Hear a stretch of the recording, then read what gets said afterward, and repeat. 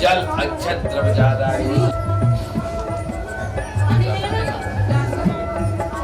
श्री ब्राह्मण निरुद्ध अपराधे उसप्रपदे श्री सुवेदवारा कल्पे नवैवश्वल मनमंत्रेष्टा विद्युतमय करुकुलम बुंदेलखंड झांसी मंडलांतर झांसी मंडलांतर सिद्धेश्वर ITI नरसिंह धाम मंदिर प्रांगण संततो पिंगल नाम संवत्सरे सुपुण्य ततो नम्यं सुपुण्य ततो मंगलवासरे बतायाम छत्रे स्वयोग शुभकर्णे अमको गोत्रो नमकस्य प्रति प्राण को प्राप्त्यर्थम प्रतिनिधि रूपेण आप अपना नाम ले लीजिए।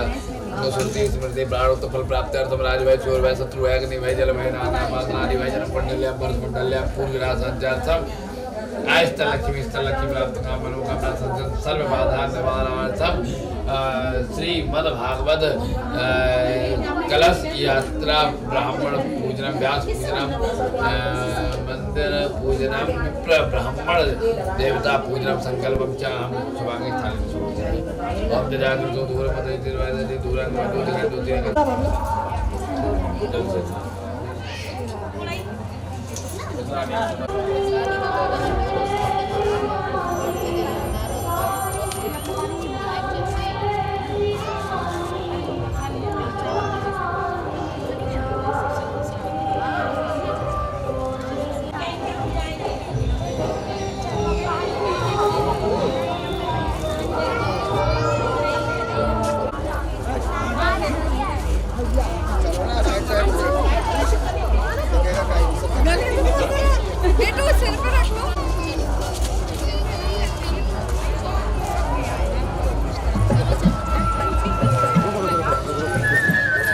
एक मिनट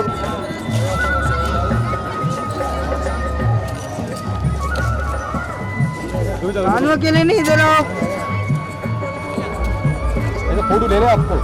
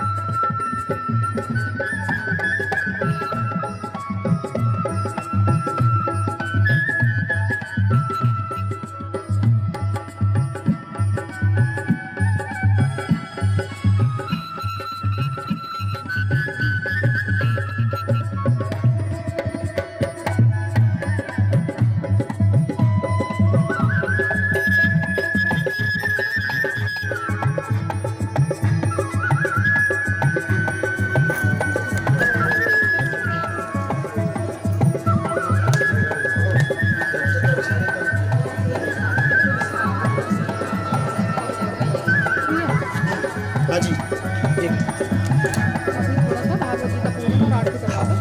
प्रेम से सभी अपने अपने स्थान पर बैठ जाएं। कृपया जो लोग खड़े हैं, कथा तो देखो कल से होगी, पर आज आप बड़े प्रेम से श्रीमद् भागवत कथा की कलश यात्रा में आनंदित होते हुए झूमते हुए आए हैं।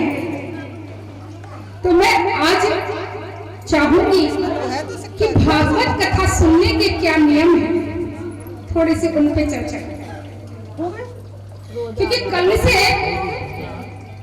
आप एक ऐसे यज्ञ में भाग लेने जा रहे हैं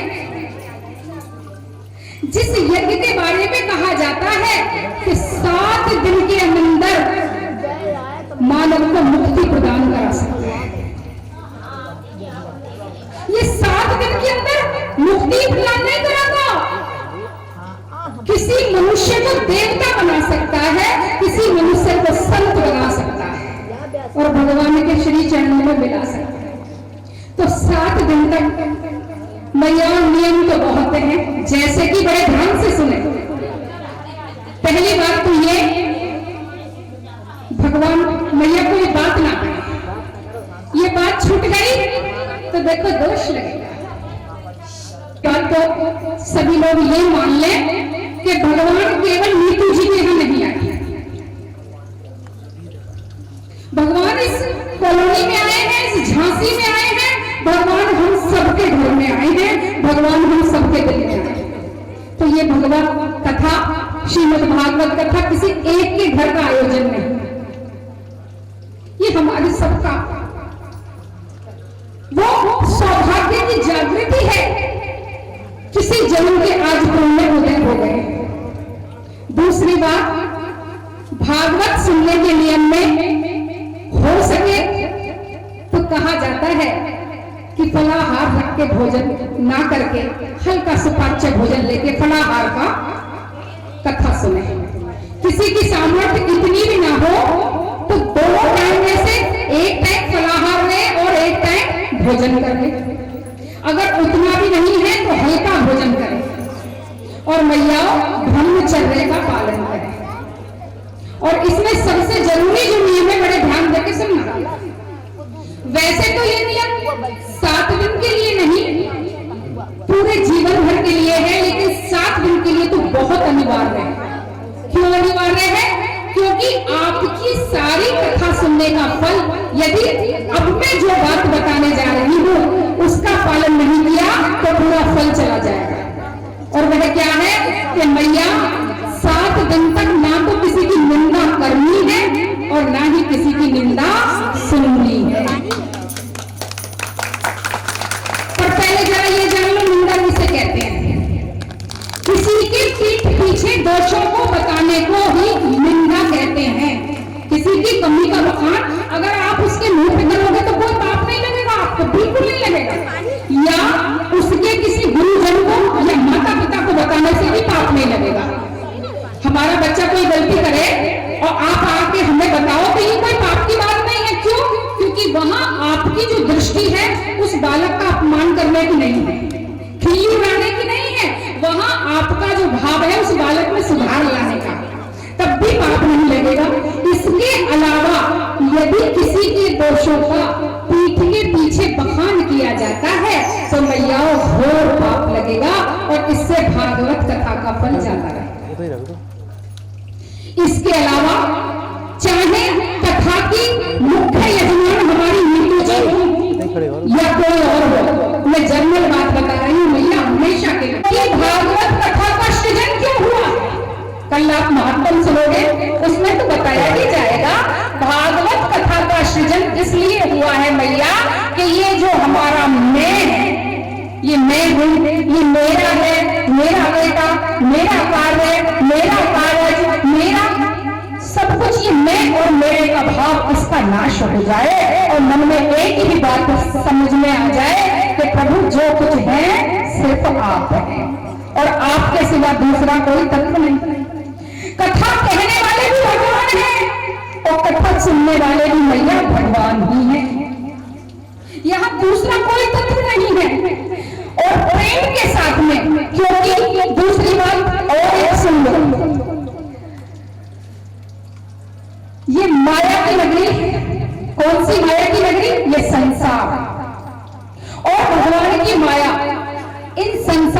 ब्रजवासियों पर बहुत जल्दी अपना असर दिखाती है। सो यदि देखो बहुत से लोग कथा में कैसे आते हैं, कुछ लोग तो आते हैं व्यास जी को ही पढ़ने के लिए, बड़े ध्यान देकर सुनना, कुछ आते हैं संगीतकारों को पढ़ने के लिए, कुछ आते हैं व्यवस्थाओं को देखने के लिए कि कैसी व्यवस्था है, व्यास जी को ज्ञान है कि नहीं, संगीतकार अच्छे हैं कि नहीं है, और उसमें भी थोड़ा कोई जानकार आ जाए तो भैया वहां तो मामला और भी ज्यादा खराब हो जाता है। पर याद रखना, जो इस भाव से आएगा कि मैं कुछ देखूं, मैं कुछ जानूं, उसको कुछ नहीं मिलने वाला, क्योंकि यहाँ तो अपार खजाना है, पर यह खजाना अदृश्य है, ये खजाना छुपा हुआ है, श्री जी के चरणों में छुपा हुआ है। और जब करुणामयी बहुत करुणा करती है और भगत का भाव देखती है, तब ये खजाना उसको स्वतः ही प्राप्त हो जाता है। लेकिन इस खजाने को मिलने की शर्त क्या है भैया, बड़े ध्यान से सुनना। देखो किसी कथा में कितना बड़ा टेंट लगा, इससे कोई प्रभाव नहीं पड़ता, कितना प्रसाद बटा भैया, इससे भी प्रभाव नहीं पड़ता। प्रभाव किससे पड़ेगा? आपके भावों से पड़ जाएगा। अगर ये मोहल्ले वाले, ये कॉलोनी वाले, ये झांसी वाले अगर ये सोचने लगे कि प्रभु मेरे हैं और हमारे यहाँ आए हैं, प्रभु हमारे हैं, हम सब मिलके उनकी सेवा करेंगे, मैयाओं भगवान तत्काल उसी समय आपसे प्रसन्न हो जाएंगे और सारी व्यवस्था अपने हाथ में ले लेंगे। तो निर्मल मन, इस मन के सारे मैलों का नाश करके कथा में प्रवेश करना है, शुद्ध विचारों को लेके। और क्या विचार लेके आए हैं? बोले ठाकुर ठकुराइन श्री कृष्ण और राधा का दरबार सजा है। हे बंसी वाले, मैंने बहुत सुना है तेरे जन्मों के बारे में, और 7 दिन के अंदर ऐसी कृपा हो जाए कि उसकी एक झलक, एक बूंद प्रभु उसका एहसास मुझे भी करा दे। और ये मैं आपको श्री राधा रानी के चरणों में बल से कह रही हूँ, विश्वास दिलाती हूँ कि यदि इस भाव से भिखारी बन के, दीनहीन होके और मेरी लाडली सरकार के प्रेम में ढूंढ के आओगे, तो मेरी राधा रानी 7 दिन के अंदर ही अपनी कृपा का आपको एहसास दिला देगी और आपको विश्वास हो जाएगा कि साक्षात जगदम्बा श्री राधा रानी हमारे यहाँ कॉलोनी में पधारी है। सो कल से समय कथा का जो निर्धारित किया गया है वो 1 से 5 तक का, आप लोग को भी सबको, और जो हमारे संगीतकार भैया हैं वो यहाँ 12 सवा 12 के लगभग आके विराजित हो जाएंगे, सुंदर सुंदर भजनों का आप आनंद लें। 12:30 बजे तक आप लोग आ जाएं। क्यों आ जाएं? क्योंकि जब गुरुजन आते हैं तो उनसे पहले आया जाता है। ऐसा नहीं कि व्यास जी बैठ जाए, अभी तो मैं और काम निपटा लूं, जब अभी तो शुरू हो रहे हैं, तो व्यास जी नहीं है। श्रद्धा भाव से व्यास जी के विराजित होने से 5 मिनट है, और हमारा समय यहाँ पर 1:45 से 1 तक का, ताकि मैया कोशिश यही रहेगी बाकी प्रभु जाने। ये शब्द जरूर बोल देने चाहिए, क्योंकि देखो सब कुछ हमारे हाथ में होगा तो फिर बात ही कुछ और थी, हमारे हाथ में कुछ भी नहीं है, हम कोशिश करें। तो सबको कोशिश करनी है कि यहाँ 12:30 तक उपस्थित हो जाएं और 1 बजे से मैया कथा प्रारंभ हो जाए। कल से सुंदर सुंदर कथाएं, भक्ति महारानी की कथा कल बड़ी ही प्रमुख कथा, क्योंकि कल की कथा भागवत जी का महत्व जो सुन लेता है उसे स्वतः ही भागवत भगवान से प्रीति हो जाती है भैया, और भगवान प्रेम के भोगे। तो आइए आज के लिए सिर्फ इतना ही, क्योंकि आप लोग हारे खड़े हो। अभी हम भाव से प्रेम से पहले आरती करेंगे और उसके बाद यहाँ पर हमारी नीतू जी की इच्छा है कि थोड़ा सा भजन चलवा के लाइट पे खूब बढ़िया नृत्य किया जाए, झूमा जाए, क्योंकि ठाकुर पधारे हैं, खुशी का उत्सव है। तो पहले भागवत भगवान की आरती में सभी लोग सम्मिलित हो और उसके बाद मधुर नृत्य करते हुए अपने अपने घरों को प्रभु का आशीर्वाद देते हुए जाएंगे। बोल राधा रानी की जय। भगवान की आरती भक्तियों को पाप से, ये अमर ग्रंथ, ये मुक्ति पंथ, ये पंचम वेद निराम, नव ज्योति जगाने वाला। ये अमर ग्रंथ, ये मुक्ति पंथ, ये पंचम वेद ज्योति जलाने की आरती पापियों को पाप से है तारती। श्री भागवत भगवान की है आरती पापियों को पाप से है तारती। श्री भागवत भगवान की आरती पापियों को पाप से है। ये साथी गीत पावन पुनीत पापों को मिटाने वाला हर वर्ष कराने वाला। ये साथी गीत पावन पुनीत पापों को मिटाने वाला हर वर्ष कराने वाला। ये सुख करनी ये दुख हरनी ये सुख करनी ये दुख हरनी। श्री मधुसूदन की आरती पापियों को पाप से है तारती। श्री भागवत भगवान की है आरती पापियों को पाप से है। ये मधुर बोल भगवंती कौन सन्मार्ग बताने वाला बिगड़ी को बनाने वाला। ये मधुर बोल भगवंती कौन सन्मार्ग बताने वाला बिगड़ी को बनाने वाला। श्री राम यही घनश्याम प्रभु राम यही घनश्याम। श्री राम यही घनश्याम प्रभु राम यही घनश्याम। प्रभु की महिमा की आरती पापियों को पाप से है तारती। श्री भागवत भगवान की है आरती पापियों को पाप से संसार सार भुजगिंद सदा वसंता विद्यावृंदे भवं वराणे सहितं नमामि। तुमेव माता च पिता तुमेव बन्धु सखा तुमेव विद्या इमं तुमेव सर्वं तमेव मे। हरे राम राम राम हरे कृष्ण कृष्ण कृष्ण हरे राम राम राम हरे कृष्ण कृष्ण हरे। श्री कृष्ण गोविंद हरे मुरारी हे नाथ नारायण वासुदेव। श्री कृष्ण गोविंद हरे मुरारी हे नाथ नारायण वासुदेव। हे नाथ नारायण वासुदेव हे नाथ नारायण वासुदेव हे नाथ नारायण वासुदेव। श्री कृष्ण गोविंद हरे मुरारी हे नाथ नारायण वासुदेव। श्री कृष्ण गोविंद हरे मुरारी हे नाथ नारायण। जय बोले गजानन भगवान की जय। बोले शंकर भगवान की जय। बोले पार्वती मैया की जय। बोले नंदीश्वर महाराज